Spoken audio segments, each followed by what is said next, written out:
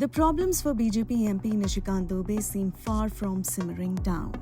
A Supreme Court lawyer has now sought contempt proceedings against him over his recent remarks targeting the judiciary. Dubey had stirred controversy by questioning the role of the Supreme Court during the hearing of the Waqf Act case. He had remarked that if the top court wants to make laws, there's no need for parliament or state assemblies. He even went a step further, blaming Chief Justice Sanjeev Khanna for allegedly causing civil wars in the country. द्वादश ज्योतिर्लिंग से लेकर 51 शक्तिपीठ का है, सनातन की परंपरा है, लाखों साल की परंपरा है। आप जब राम मंदिर का विषय होता है तो आप राम मंदिर में कहते हो कि कागज दिखाओ, कागज दिखाओ। कृष्ण जन्मभूमि का मामला आएगा मथुरा में तो कहोगे कागज दिखाओ। आप जब शिव की बात होगी, ज्ञानवापी मस्जिद की बात आएगी, कागज दिखाओ।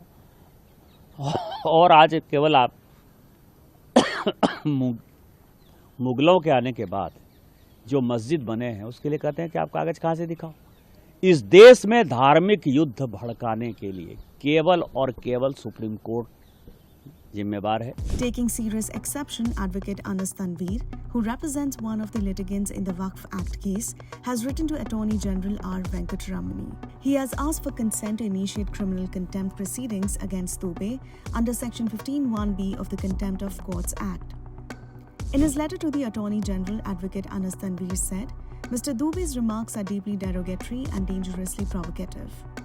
The letter said, quote-unquote, I'm writing this letter under Section 15(1)(b) of the Contempt of Courts Act 1971, read with Rule 3C of the Rules to Regulate Proceedings for Contempt of the Supreme Court 1975, contempt proceedings against Nishikant Dubey, Honorable Member of Lok Sabha from Godda Parliamentary Constituency in Jharkhand, for statements made by him in public that are grossly scandalous, misleading, and aimed at lowering the dignity and authority of the Honorable Supreme Court of India.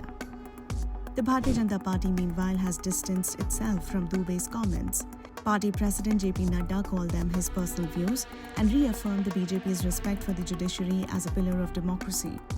He also instructed party members to refrain from making such statements in the future.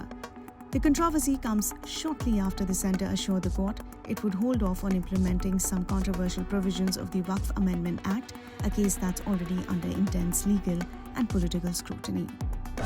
ये संविधान पर Bharatiya Janata party और संघ का जो लगातार हमला होता है, ये उसका एक जीता जागता ज्वलंत उदाहरण है। सिर्फ किनारा कर लेने से काम नहीं चलेगा। प्रधानमंत्री की मौन स्वीकृति के बगैर न धनखड़ साहब ने जो कहा वो कह सकते थे, न निशिकांत दुबे ने जो कहा वो कह सकते थे। अगर भारतीय जनता पार्टी गंभीर है इस विषय को लेकर तो हमें ये बताएं, क्या निशिकांत दुबे को कारण बताओ नोटिस भारतीय जनता पार्टी दे रही है?